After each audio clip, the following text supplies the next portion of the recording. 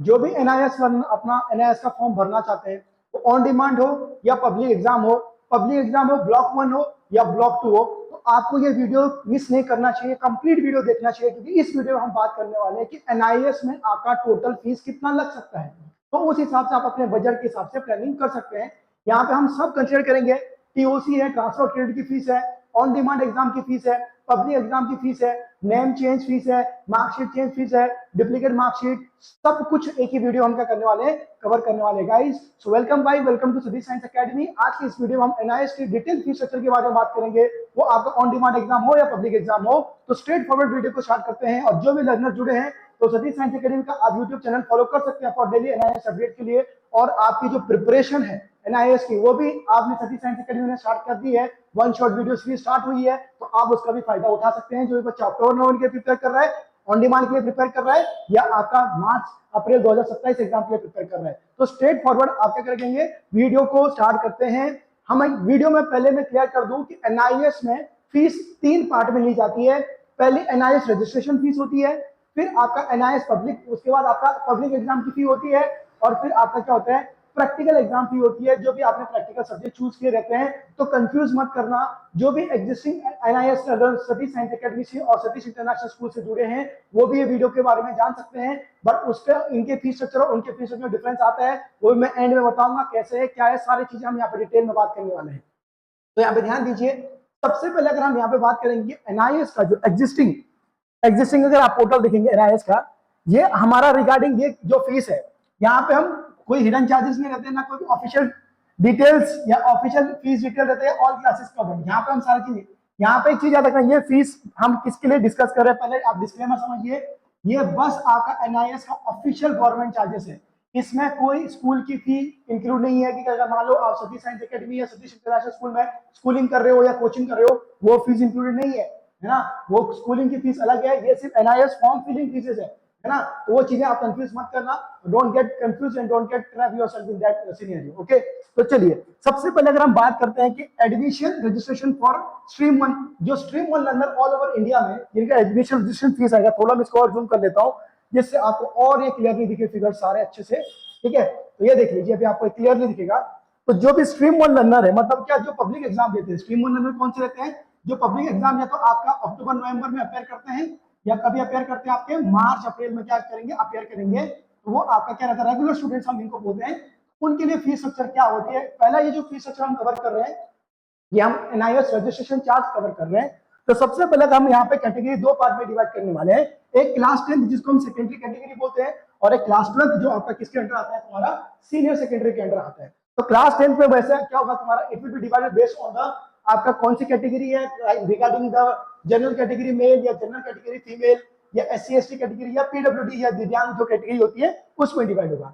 अगर आप एक चीज ऑब्जर्व करेंगे, अगर जनरल कैटेगरी अगर मेल है, अगर मेल जनरल कैटेगरी का केस है, तो उस केस में अगर आपका जो फीस है 3300 रहने वाला है for the 10th class, and 12th class में 3750 रहने वाला है।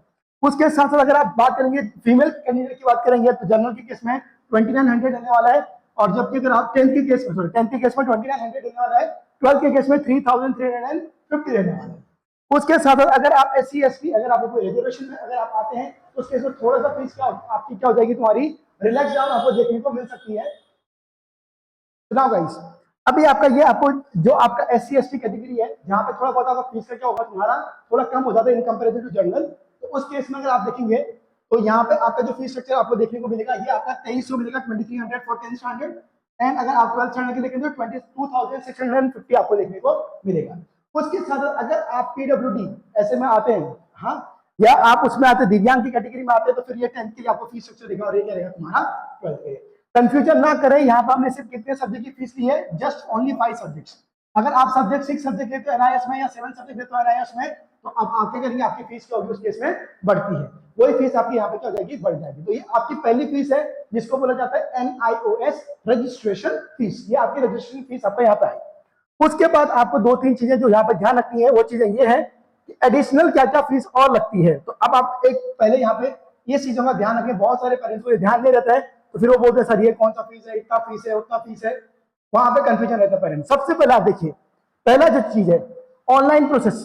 ठीक है, सबसे पहले आप देखेंगे कि ऑनलाइन जो प्रोसेसिंग फीस है वो कितना जाता है, वो यहाँ पे हम बात करेंगे। तो ऑनलाइन प्रोसेसिंग फीस में अगर आप यहाँ पे देखेंगे तो ऑनलाइन प्रोसेसिंग फीस आपकी ₹50 जाती है पर ऑनलाइन एप्लीकेशन या ट्रांजेक्शन, ठीक है ना। एक ऑनलाइन ट्रांजेक्शन के लिए, ऑनलाइन एप्लीकेशन के लिए आपको ₹50 आपका जाता है। उसके साथ अगर आप एक सब्जेक्ट चेंज कर रहे हैं, अगर मान लो कोई आपने पहले पांच सब्जेक्ट लिए थे, लाइक मैथ्स, साइंस, ऐसे लिया था, होम साइंस, ठीक है, होम साइंस लिया था, उसके बाद आपका क्या होगा, तुम्हारा होम साइंस के बाद अगर मान लो 2-3 और ऐड किए थे आपने, अब आपको चाहिए कि सर मुझे मैथ्स तो नहीं लेना है क्योंकि मैथ्स डिफिकल्ट है, मुझे चेंज करना है सब्जेक्ट, तो उस केस में ₹940 लगता है वेयर पर सब्जेक्ट, जहां पे परमिट है। पर 940 को अगर आप आगे ट्रांजेक्शन करते हो तो 50 ये भी जुड़ते हैं, तो आपको करीबन करीबन ये 1000 के रेंज में फीस जाती है। ध्यान रखिए, ये ट्रांजेक्शन ऐड होते हैं, ये ₹50 इसमें ऐड होकर यहाँ पे क्या होता है, तुम्हारा 1000 के ऊपर आपका क्या जाता है, ये फीस जाता है। एडिशनल सब्जेक्ट फीस जो आपका जाती है, अगर आपको कोई भी सब्जेक्ट ऐड ऑन करने, मान लो अगर आपका 5 सब्जेक्ट है, अगर एक और सब्जेक्ट ऐड ऑन कर रहे हैं, 6 सब्जेक्ट कर रहे हैं उसमें ऐड ऑन, तो 940 पर सब्जेक्ट आते हैं वापस, उसमें क्या होता है, तुम्हारा ट्रांजेक्शन चार्जेस ऐड होते हैं, तो ये 1100 के रेंज में आपको जाती है, क्योंकि सिर्फ उन्होंने 940 पर सर्टिफिकेट जब ट्रांजेक्शन हम करा के दिखाते हैं, अभी मैं आपको एनआईएस डैशबोर्ड की पोर्टल पे भी दिखाऊंगा, तो तब आपको समझ में आएगा कि कैसे ये फीस बढ़ जाती है बाद में, ठीक है ना। अब उसके बाद ये तो आपका हो गया रिगार्डिंग दैट। अब उसके बाद आपको यहाँ पे क्या करना है, आपको ये समझना है, examination fees, public exam fees जो होती है, तो ये आपको याद रखना है, पब्लिक एग्जाम फी क्या होता है, ये विंडो कब, पब्लिक एग्जाम फी का विंडो कब क्या रहता है तुम्हारा ओपन, ये आप ध्यान दीजिए, कब ओपन होता है। जैसे अगर बच्चा अक्टूबर नवंबर में एग्जाम दे रहा है तो उसका क्या होगा, 1 महीने पहले पब्लिक एग्जाम फीस का विंडो ओपन हो जाता है। अभी आपने जो पहली फीस पे की थी वो रजिस्ट्रेशन फीस पे की थी, वो आप रजिस्टर हो चुके हो। पब्लिक एग्जाम फी में क्या होता है, depending upon type of subject उसकी पब्लिक एग्जाम फी पर सब्जेक्ट, ये पर सब्जेक्ट फीस है जो हम यहाँ पे डिस्कस कर रहे हैं, इट इज ओनली पर सब्जेक्ट। तो अगर आप मान लीजिए थ्योरी सब्जेक्ट की अगर बात करेंगे तो आपको पर सब्जेक्ट 250 से लेकर 300 वेरी करता है, स्टार किसी किसी केस में ज्यादा भी होता है, किसी में कम भी देखने को मिलेगा। और प्रैक्टिकल सब्जेक्ट अगर बात करेंगे एडिशनल, तो एडिशनली मतलब क्या 250 तो है ही है, उसमें आप 120 ऐड कर देंगे तो ये कितना हो जाएगा तुम्हारा, ये आएगा 370, और इसमें आप 150 ऐड करेंगे तो ये कितना आएगा तुम्हारा, अराउंड 450। तो जो प्रैक्टिकल सब्जेक्ट्स है उनकी इसमें क्या होगा तुम्हारा 370 से लेकर 450 तक आपका फीस क्या होता है तुम्हारा वेरी करता है। ये आपका पब्लिक एग्जाम फी है पर सब्जेक्ट, क्या है तुम्हारा, ये पर सब्जेक्ट पब्लिक एग्जाम फीस आपको देखने को मिलेगा, ठीक है ना। तो ये आपका ये रहता है पब्लिक एग्जाम फी के कैटेगरी में। उसके बाद जो भी आपने सब्जेक्ट चूज किए हैं वहां पे आती है प्रैक्टिकल एग्जाम फी, क्या आती है, प्रैक्टिकल एग्जामिनेशन फी आती है, जो आपने सब्जेक्ट की जिसके प्रैक्टिकल्स है। जैसे क्या क्या आगे एप्लीकेबल फॉर सब्जेक्ट, लाइक अगर आप फिजिक्स 12th में देखेंगे, फिजिक्स है, केमिस्ट्री है, बायोलॉजी है, होम साइंस जैसे 10th और 12th में दोनों है, कंप्यूटर साइंस है आपका, जैसे अदर प्रैक्टिकल सब्जेक्ट जो भी है आपके, वो आपको मैंने एनआईएस सब्जेक्ट सिलेक्शन में बता दिया था लास्ट वीडियो में, आप वो वीडियो देख सकते हैं कि किस में प्रैक्टिकल है किस में प्रैक्टिकल नहीं है, तो वो हिसाब से आप क्या कर सकते हैं, फिगर आउट कर सकते हैं। तो एक्स्ट्रा प्रैक्टिकल फीस आपको पे करनी पड़ती है उस केस में, तो आपको समझना है कि आपने कौन सा सब्जेक्ट सिलेक्शन किया हुआ है, उस हिसाब से आपको प्रैक्टिकल एग्जाम फी भी आपको देखने को मिलेगी, ठीक है। चलिए, तो अगर आपको यहाँ पे क्लियर हो गया तो ये चीजें यहाँ पे क्लियर हो जानी चाहिए। उसके साथ साथ अगर आप यहाँ पे ध्यान देंगे, पहली बात यहाँ पे ध्यान दें, नेक्स्ट, अब एनआईएस फीस अगर हम देखेंगे ऑन डिमांड एग्जाम, इस अभी तक हमने क्या डिस्कस किया, पब्लिक एग्जाम के बारे में, किसके बारे में डिस्कस किया, पब्लिक एग्जाम के बारे में हमने डिस्कस किया है। अब हम बात करेंगे अगर ऑन डिमांड एग्जाम वाला कंसर्न है, अगर कौन सा कंसर्न है, ऑन डिमांड एग्जाम का कंसर्न है, तो ऑन डिमांड एग्जाम में फीस थोड़ा ज्यादा लगता है, पे any time and appear any time, that is on demand वाला कंसेप्ट। थ्योरी सब्जेक्ट में यहाँ पे पर सब्जेक्ट का आप पीछे देखेंगे तो 300 या 400 रुपए जा रहा था, और यहाँ पे पर सब्जेक्ट कितना जाता है तुम्हारा 500 रुपीज आता है। प्रैक्टिकल सब्जेक्ट अगर आप एडिशनल रहेगा तो एडिशनल 200, मतलब प्रैक्टिकल सब्जेक्ट वाला जो रहेगा 500 में 200 ऐड करेंगे तो कितना जाएगा तुम्हारा पर सब्जेक्ट 700 रुपीज जाएगा, ठीक है। एग्जाम्पल अगर आपका मैथ्स का थ्योरी अगर ₹500 अगर आपको फीस पे हुई है, तो अगर मैथ्स का अगर आप प्रैक्टिकल ऐड करेंगे तो 500 प्लस 200 कितना आएगा तुम्हारा 700 आएगा तुम्हारा पर सब्जेक्ट, ठीक है। तो ये चीज हमें पहले से पता होनी चाहिए। उसके साथ साथ अगर आप देखेंगे ट्रांजेक्शन चार्जेस यहाँ पे कितना जाते हैं, तो आप ट्रांजेक्शन चार्जेस यहाँ पे पर ट्रांजेक्शन, मतलब ट्रांजेक्शन नहीं बोलेंगे, transfer of credit charge, TOC हम बोलते हैं इसको, transfer of credit. Transfer of credit का मतलब क्या होता है, सिंपल सी बात है, अगर आपको सीबीएसई बोर्ड के 12th की मार्कशीट में, अगर 12th सीबीएसई की मार्कशीट में अगर मान लो 12th सीबीएसई में आप फेल है और 12th सीबीएसई की मार्कशीट में आपको इंग्लिश में 90 है आउट ऑफ 100, तो आप चाहेंगे कि भाई जो मेरा इंग्लिश का 90 आउट ऑफ 100 सबसे अच्छे मार्क्स आए हैं ये एनआईएस में भी आ जाए, तो हम क्या करेंगे, it is like copy paste mechanism. NIS की सीबीएसई की मार्कशीट लेके डाल दी जाएंगे, तुम्हारे एनआईएस की मार्कशीट में मार्क्स क्या आ जाएंगे, डायरेक्टली आ जाएंगे, कॉपी एंड पेस्ट, उधर से कॉपी और इधर से पेस्ट करना, इसको बोलते हैं ट्रांसफर ऑफ क्रेडिट। क्रेडिट उधर से इधर ट्रांसफर हो जाते हैं, और उसके लिए फीस लगता है, और उसके लिए फीस कितना लगता है, ₹230 पर सब्जेक्ट, अब वो भी क्या होगा, if you want to transfer the credit from another recognised board, अगर आप ट्रांसफर करना चाहते हो तो अगर आपके अच्छे मार्क्स है तो ट्रांसफर कर लेना चाहिए, क्योंकि तो मल्टीपल एग्जाम देनी पड़ती है, ठीक है ना। तो उस केस में आपको कितना लगेगा, ₹230 आपको देखने को मिलेगा। तो ये आपको यहाँ पे ध्यान रखना है। उसके साथ साथ यहाँ पे 2-3 चीजें और एप्लीकेबल होती है, जैसे आपका अदर इंपॉर्टेंट चार्जेस आपको देखने को मिलेंगे, ठीक है। तो क्या क्या चार्ज है आपका, आता है डुप्लीकेट मार्कशीट। कौन सा आता है आपका, आपको देखने को मिलेगा कि डुप्लीकेट मार्कशीट के आपको चार्जेस देखने को मिलेंगे, ठीक है। डुप्लीकेट मार्कशीट चार्जेस आपको देखने को मिलेंगे, जस्ट अ मिनट। अगर आपको डुप्लीकेट मार्कशीट चाहिए, मतलब आपके पास जो मार्कशीट थी उसका अगर आपको एक और क्या चीज में, एक और मार्कशीट ओरिजिनल फॉर्म में चाहिए, तो उसके एज पर एनआईएस चार्ज लगेंगे। ये मैं आपको डैशबोर्ड से बताऊंगा कितना चार्ज लगेगा। माइग्रेशन सर्टिफिकेट है, उसके साथ वेरिफिकेशन मार्कशीट है, या आइडेंटिटी कार्ड या लर्नर कार्ड वापस ये जो आपका एनआईएस मिलता है, रीएवैल्यूएशन के लिए डालना है या रीचेकिंग के लिए डालना है, तो ये मैं आपको एनआईएस के एग्जैक्ट डैशबोर्ड से बता दूंगा कि कैसे अप्लाई भी करते हैं और कितना उसका चार्जेस आपको देखने को मिलता है, ठीक है ना। उसके साथ साथ अगर आप एक चीज ऑब्जर्व करेंगे यहाँ पे इंपॉर्टेंट पॉइंट्स, एडमिशन फी हर बार डिफर करती है। Admission fee different from examination fee. Examination फी अलग है और एडमिशन फी अलग है। एडमिशन फी मतलब रजिस्ट्रेशन फी जो हम बोलते हैं वो अलग है और एग्जामिनेशन फी अलग है। उसके बाद एडमिशन जो एग्जाम फी है ये आपको सेपरेटली पे करनी है जब आपका क्या होगा, तुम्हारा एग्जामिनेशन रजिस्ट्रेशन स्टार्ट हो जाएगा। उसके बाद प्रैक्टिकल सब्जेक्ट के पास क्या होता है, तुम्हारा एक्स्ट्रा प्रैक्टिकल फी आपको पे करनी पड़ती है, और आपको लास्ट डेट से पहले आपको क्या करना पड़ेगा, फीस पे करना पड़ेगा, नहीं तो आपको लेट फीस क्या होती है, तुम्हारी एड ऑन होती रहती है। उसके साथ साथ अगर एक बार फीस अगर आपने पे की तो एनआईएस उसको कभी रिफंड नहीं करता है, तो नॉन रिफंडेबल पॉलिसी होती है हर जगह। तो ये ध्यान रखना, जब भी आप पे कर रहे हो बाद में आपको कुछ रिफंड नहीं मिलता है, ध्यान रखना, ठीक है। चलिए now if that is correct, अब आपको यहाँ पे समझना है कि लेट फीस का कंसेप्ट क्या होता है। लेट फीस अगर आप बात करेंगे तो फर्स्ट लेट विंडो पर सब्जेक्ट लेट फी कितनी आती है, ₹260 पर सब्जेक्ट, अलॉन्ग विद द ₹260 मतलब अलॉन्ग विद द 500। अगर मान लो 500 एक सब्जेक्ट की फीस है, 500 एक सब्जेक्ट की फीस है, उसमें 260 ऐड हो जाएंगे। उसका सेकंड लेट फी विंडो कितना आएगा, अराउंड 520 पर सब्जेक्ट ऐड ऑन हो जाते हैं। नॉर्मल फीस के साथ ये फीस ऐड होती है, ठीक है। 500 में 520 ऐड करोगे 1020 पर सब्जेक्ट हुआ।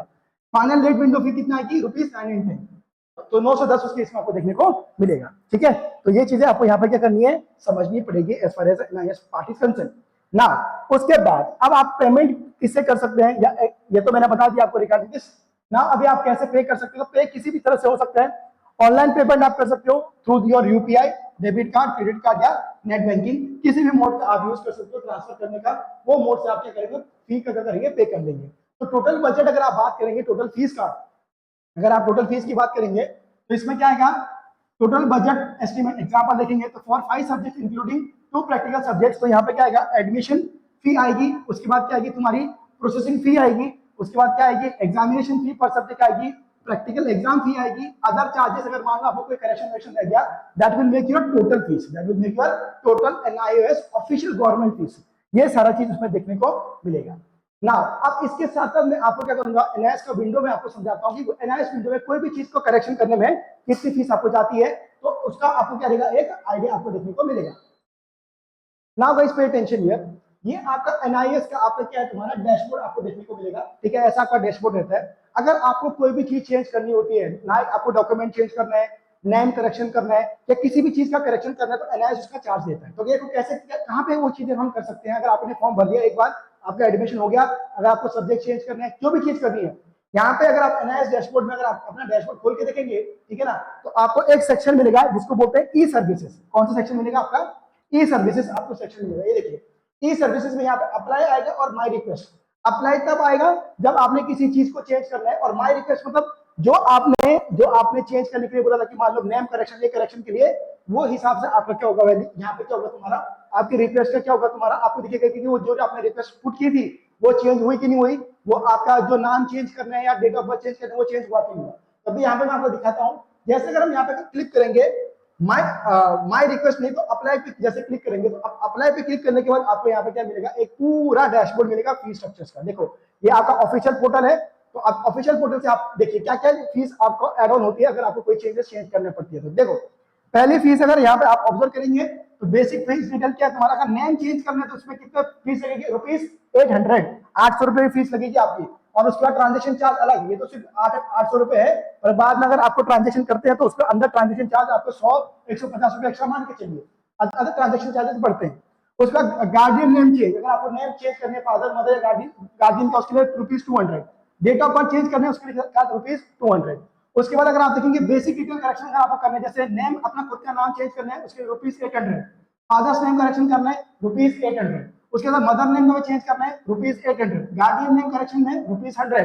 डेट ऑफ बर्थ करेक्शन है ₹400 आप देखने को मिलेंगे कि तो ये आपके क्या जाते हैं उसमें चार्जेस जाते हैं। ठीक है, तो इसलिए मैं बोलता हूँ कि जब भी एग्जामिनेशन में फॉर्म भरो पहले ही करेक्ट भरो, बाद में क्या होगा इतने पैसे लगते हैं हर चीज को क्या बोल सकते हैं कि आप बोल सकते हैं हर एक चीज को अगर आप करेक्ट करते बैठेंगे तो आपको बहुत सारे पैसे लग जाएंगे उसमें। ठीक है, तो इसलिए बोलता हूँ जो भी बोल रहा हूँ उसको सीरियसली और सिंसियरली फॉलो करते जाइए आप, तो आपको ये चीजें प्रॉब्लम बाद में देखने को नहीं मिलेगी। ठीक है ना, अगर आप देखेंगे अदर डिटेल में रिलीजन चेंज करना है तो ₹200, प्रीवियस क्वालिफिकेशन चेंज करने तो 200, सोशल कैटेगरी चेंज करनी है 200, डिसेबिलिटी चेंज करनी है 200, 10th पासिंग ईयर चेंज करने 200, 10th पासिंग सेशन चेंज करने तो 200। वैसे ही अगर आप अदर डिटेल में देखेंगे, अगर आपको करस्पॉन्डिंग एड्रेस चेंज करना तो ₹100, चेंज द परमानेंट एड्रेस करना तो ₹100, changing the gender 200, study medium change करने वाला हिंदी से इंग्लिश हिंदी करना है 200, चेंज बोर्ड अगर आपको बोर्ड चेंज करने वाला गलती से आपका स्टेट बोर्ड था पर आपने सीबीएसई सेलेक्ट कर दिया था तो वो आप कर सकते हो। अप्लाई फॉर ट्रांसक्रिप्ट, ट्रांसक्रिप्ट के लिए अप्लाई करने के लिए अप्लाई फॉर ट्रांसक्रिप्ट ये आपका ₹5000 जाता है। ठीक है, उसके बाद चेंज ऑफ मोबाइल नंबर आप ये सबसे बड़ा कॉस्ट होता है ट्रांसक्रिप्ट के लिए अप्लाई करने का, तो उसके लिए 5000 जाता है।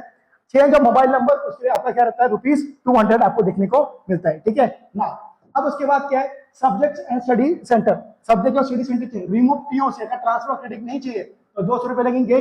चेंज पार्ट एडमिशन, आपका पार्ट एडमिशन को चेंज करना है आपको तो ₹200 लगेंगे। सब्जेक्ट चेंज करिए ₹940। मैं आपको बोल रहा हूँ जो भी आपको ये फीस दिख रही है इसमें आप ₹100 और ₹150 एक्स्ट्रा मान के ही चलिए, जब आपका ट्रांजेक्शन आप करेंगे तो उतना ज्यादा बढ़ के जाएगा। ठीक है ना, तो ये ध्यान रखना। एड सब्जेक्ट करना है तो ₹940, टीओ से अप्लाई करने तो ₹500, स्टडी सेंटर चेंज करने तो ₹400, टीओ से लेट फी अगर देखेंगे तो ₹500 जाती है, रिमूवल ऑफ सब्जेक्ट तो कितनी जाती है 350। समझे, तो ये फीस आपको तब जाती है जब आपने गलत फॉर्म भर लिया और आपको क्या करना है उसमें करेक्शन करके रखने हैं, तो उस केस में आपको देखने को मिलेगा। उसके साथ अदर चेंज अगर आप देखेंगे यहाँ पे ये सारी चीजें आपको देखने को मिल गई है।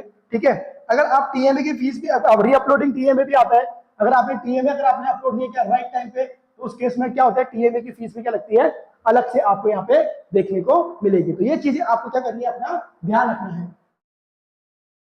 पे अटेंशन गाइस, अभी इतना सब अपनी फीस स्ट्रक्चर देख लिया होगा कि क्या हो सकता है क्या नहीं हो सकता है, कितना लेट फीस आता है क्या आता है, अब तक आपको क्लियर हो गया होगा ना। प्रॉब्लम क्या होता है कि जब आप फॉर्म भरते हैं तो बहुत सारे लोग क्या करते हैं फॉर्म भरने में ही गलती कर देते हैं। मैंने इससे पहले भी आपको एनआईए सब्जेक्ट सिलेक्शन वीडियोस में अदर वीडियो में बताया है कि बहुत सारे लोग सब्जेक्ट ऐसे सिलेक्ट कर देते हैं कि जो उनका मान लो नीट करने पर उसने बायो फिजिक्स केमिस्ट्री बायो ही चूज नहीं किए, या अगर अगर आपको जेई करने तो उसने फिजिक्स केमिस्ट्री मैथ्स चूज नहीं किया, या उसको 11th 12th में साइंस शेप मैथ्स के साथ तो उसने 10th में मैथ्स चूज नहीं किया।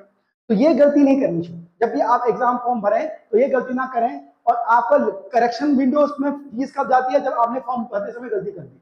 तो यहाँ पे क्या करता है सतीश साइंस अकेडमी हर एक पेरेंट्स या स्टूडेंट्स को हेल्प करता है उनके एग्जामिनेशन फॉर्म भरते समय।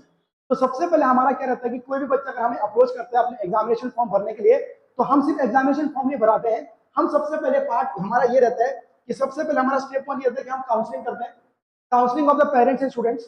ये उनको पूरा डिटेल में समझाते हैं कि एनआईएस बोर्ड क्या है, एनआईएस बोर्ड का सर्टिफिकेशन से लेकर सारा जो भी मिथ है मार्केट में, या आपको कौन सा सब्जेक्ट सेलेक्ट करना चाहिए, या अगर आपको अपना ईयर बचाना है या आपको जल्दी से मार्कशीट चाहिए तो क्या करना पड़ता है, इसमें पूरी काउंसलिंग होती है आपकी पेरेंट्स एंड स्टूडेंट की पूरी अच्छे से काउंसलिंग की जाती है। ऑनलाइन का बच्चा हो या ऑफलाइन का बच्चा हो दोनों मोड में काउंसलिंग अवेलेबल होती है।